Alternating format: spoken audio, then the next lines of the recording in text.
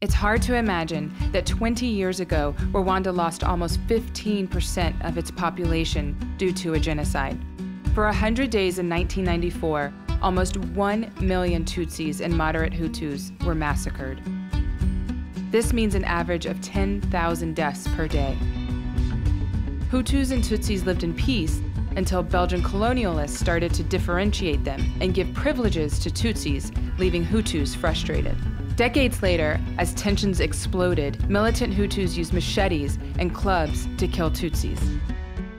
When the genocide was over, Rwanda was left with a giant humanitarian crisis. The country's infrastructure was completely destroyed.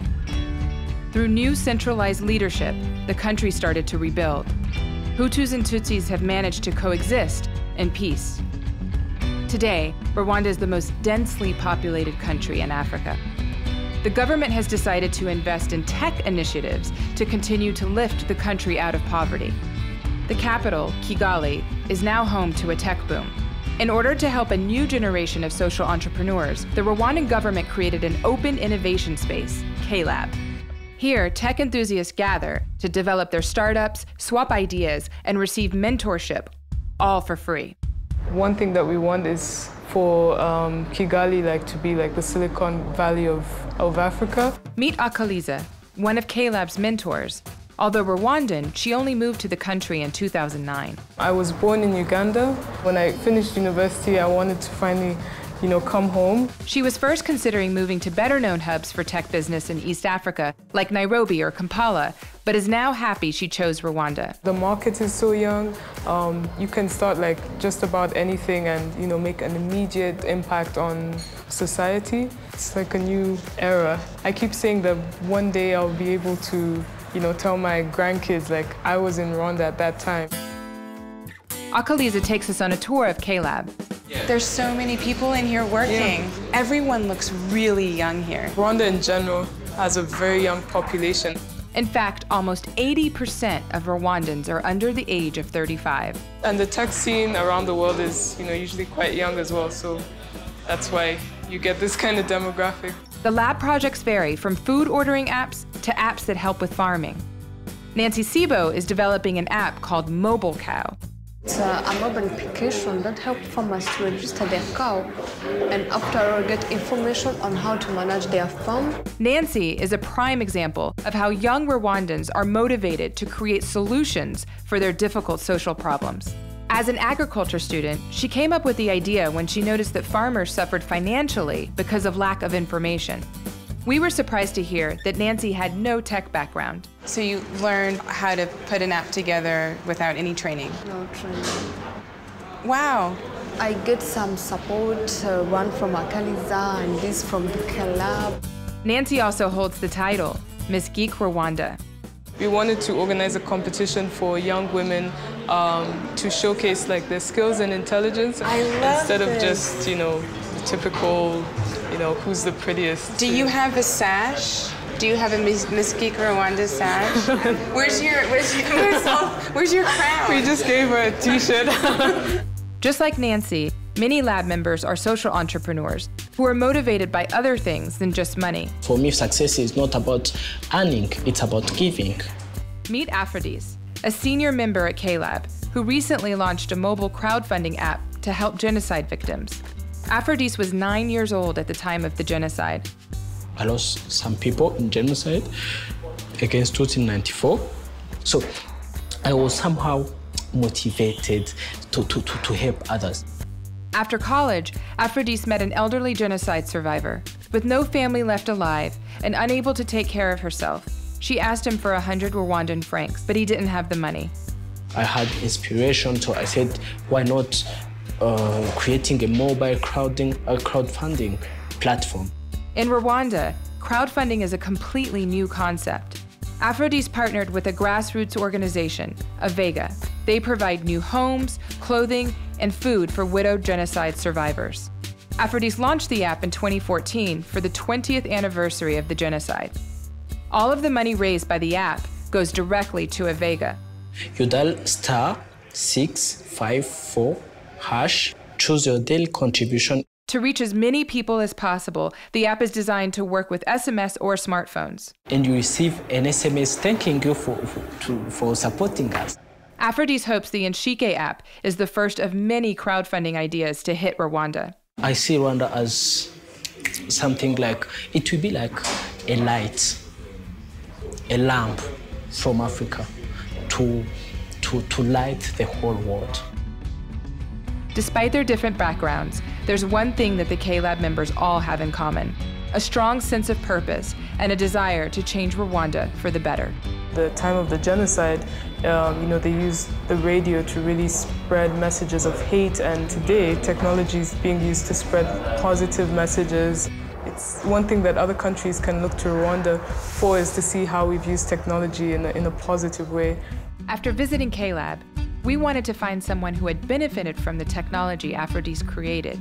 We traveled to visit Stephanie, a genocide survivor, whose life has been improved by the Incike initiative. First, we're going to see how she used to live. This is it. A room with a little back area. There's a mosquito net hanging, no running water inside, no toilet. After initially being reluctant, Aphrodice agrees to come with us to meet Stephanie in her new home. Even though the Incike initiative is up and running, Aphrodice has never had a face-to-face meeting with the people he has helped. You kind of want to be in the background in the shadows. Yeah. Because sometimes I want them, they can know there is someone, somewhere, who is helping you. But to say he's the one, sometimes I don't like. It's still very difficult to talk about the genocide. The wound still runs so deep. You mentioned that you don't really want to ask her too many questions. Sometimes they can tell you their past, which is so hard to believe. And yes, Stephanie's story is really one of those stories. Walking up to her house, we were both fully aware we would never be able to comprehend the amount of tragedy she's experienced.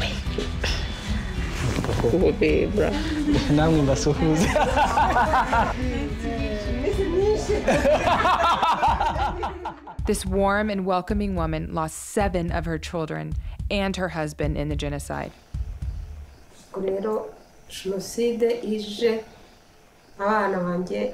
Papa wabo nibo babanje kwica, bakurikizaho bukeye hashize iminsi nk'ibiri itatu abana nabo baraza barabafata. After losing her family, she fled to her parents' house in another area. When the war was over, she returned and managed to rebuild her house that had been destroyed. Afraid that she might talk to the police about the murder of her family, the neighbors who had participated in the genocide became aggressive. Fearing for her safety, Stephanie had to leave again. She ended up living in the rundown shack we saw before, selling charcoal to get by with barely enough food to feed herself. So it's very emotional because...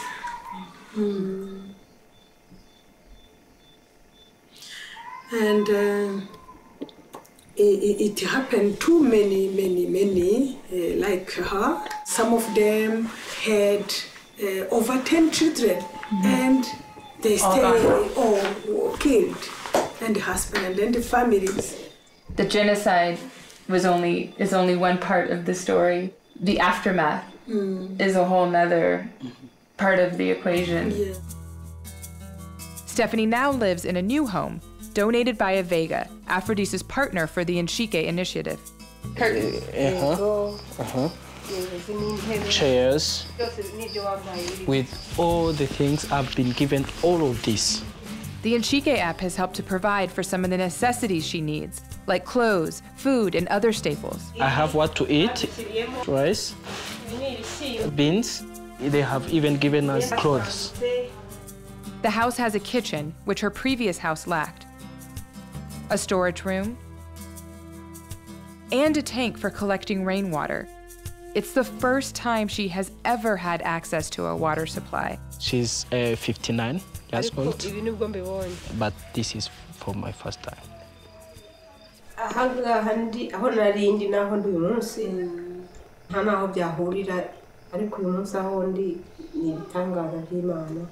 She's saying she cannot compare.